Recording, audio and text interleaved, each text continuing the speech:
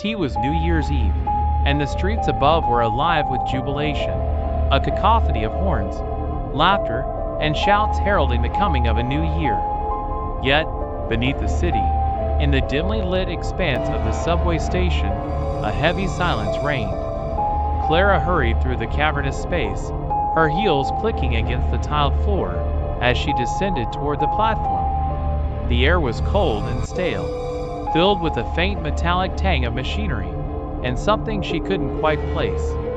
The midnight train, the last one of the year, was waiting for her, its doors open as if beckoning.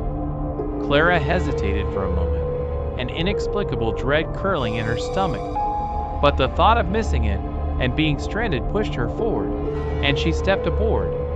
The carriage was nearly empty, save for a single man sitting at the far end. He was dressed in a dark overcoat, his head bowed as if in deep thought.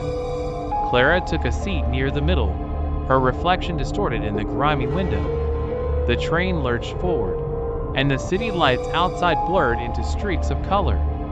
At the first stop, the doors slid open with a hiss. A man and a woman boarded, their movements unnervingly synchronized. They sat across from Clara, their gazes fixed on her with a disconcerting intensity. She offered a polite smile, but they didn't react. They just stared, unblinking. The train moved on, and at each stop, more passengers boarded. All of them took seats near her, yet none of them interacted with one another. They sat rigidly, their faces pale and expressionless, their eyes locked on Clara as though she were the only real thing in the world. The air grew colder, and Clara's unease deepened with each passing moment. "It's just the late hour," she told herself. "People are tired. That's all." But as the train sped through the subterranean tunnels, she noticed something chilling. None of the passengers ever blinked. Their bodies were unnaturally still, their chests unmoving as though they weren't breathing. The lights overhead flickered, casting grotesque shadows that seemed to shift independently of their sources. Clara's heart pounded. She clutched her bag tightly, her eyes darting to the emergency exit instructions on the walls. Her fingers itched to pull the alarm, but she couldn't bring herself to move. The train's rhythm seemed to seep into her bones, its mechanical hum growing louder and deeper until it felt like a monstrous heartbeat. At the final stop, the train came to an abrupt halt. The doors slid open, revealing a platform shrouded in darkness. The passengers, as one, turned their heads to the doorway. Clara froze, unsure of what to do. Then, from the shadows of the platform, the conductor emerged.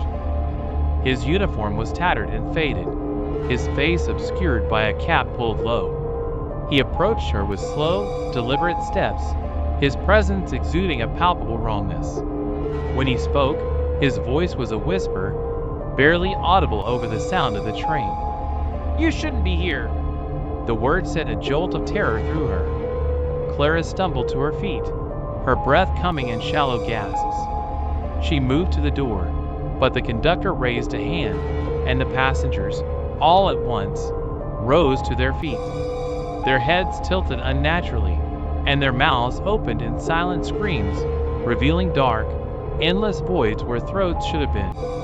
Clara bolted from the train, her heels clattering on the platform. The doors slammed shut behind her, and as the train pulled away, she saw them, the passengers pressed against the windows, their faces twisted into expressions of rage and hunger, their hands clawing at the glass.